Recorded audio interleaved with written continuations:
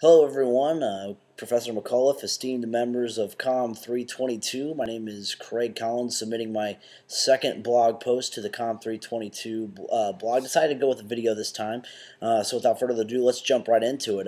Last week when we were discussing, cool hunting and the culture of cool and all that stuff, I was sitting at my desk thinking, what can my next blog post be about? And I'm a huge sports fan, as you saw with my first post with commodification and IndyCar and NASCAR. I wanted to figure out what relating to cooler, on the what on the playing field, correlated to cool.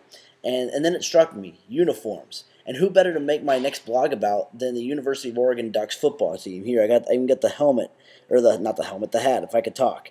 In an article by Business Insider titled How Oregon's Infamous Football Uniforms Went from Classic to Crazy, the history of what the Ducks wore on the playing field is outlined. And according to the article, until the new millennium, the Ducks, quote-unquote, get-up was not much different than your average team. And I'll describe it for you here. All right, so here in this picture, the Oregon Ducks are the team in green, and as you see, yellow helmet, yellow pants, green jersey, green logo. I mean, pretty standard, pretty simple for what you would see on a college football field. But then once 2000 came along, things turned into this.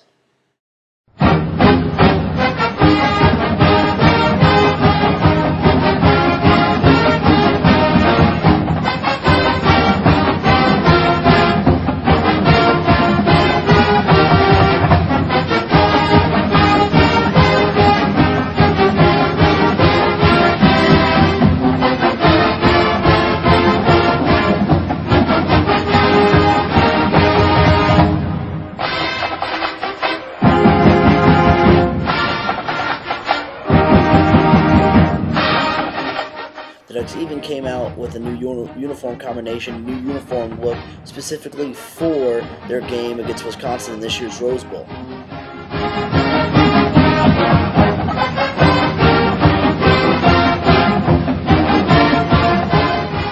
Now, not all of the uniform combinations that I could have shown were shown in this video, and I'll admit it. Why do you ask?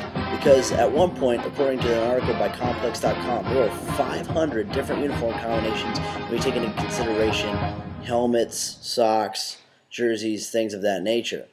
The team gets their uniforms through Nike, which is headquartered in Oregon.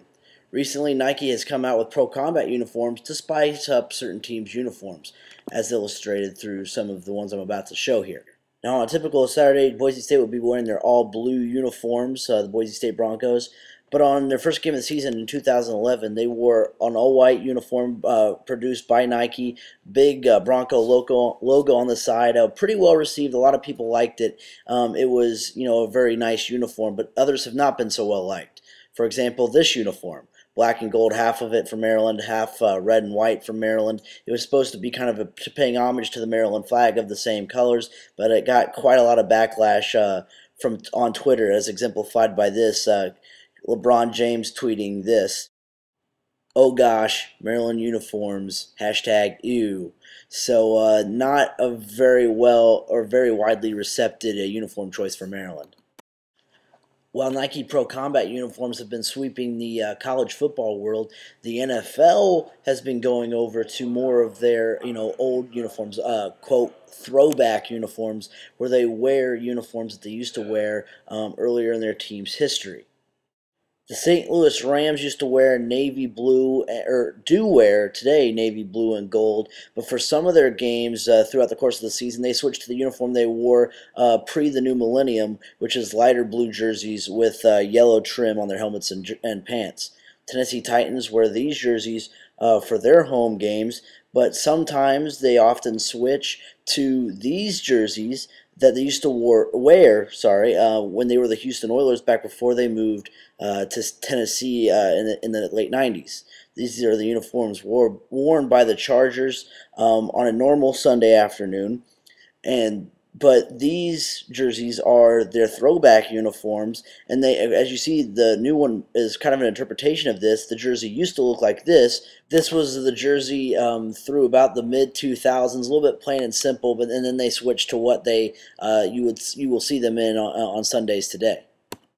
So the question you're probably all wondering is, why change your jersey so much? Why have all these different combinations? Why can't you just have, a home jersey and an away jersey? Well, that's that kind of the concept I'm getting at, and kind of what correlates with what we're talking in class in terms of the culture of cool. In order to look hip, in order to look good, teams are changing what they look like around, so people will buy more jerseys. Kind of goes a little bit to what we talked about this week in terms of branding and selling things. It becomes a part of making money, as well as just kind of changing your look to get more viewers. I mean, we saw it with all the Oregon uniforms and all that stuff, and then we saw the reaction of the Maryland uniforms when they didn't look so good. So it's all about looking good and looking sleek. It was even brought up on ESPN one time that if maybe the jerseys that Oregon wore, does that help them, in recruiting? Because kids want to look cool, they want to look sleek, and I mean, you could look at their stats over the last,